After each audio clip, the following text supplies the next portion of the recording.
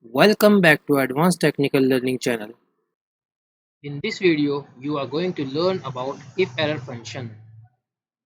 So let's see what is if-error function. In Microsoft Excel, if-error function is used to handle the errors in formulas.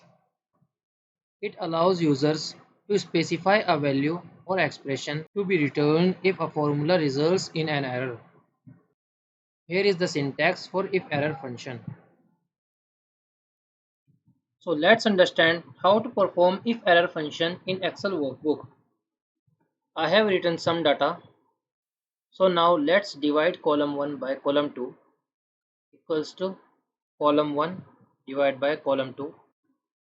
So let's drag this formula. See, after division we got two errors. So let's see how to tackle with an error. Equals to if error, select the value, comma. If there is an error occur in the formula, then it will show skip, bracket close and enter. In this there is no error, and let me drag this formula into other also. It is showing skip in place of error. This is the best way to tackle with error.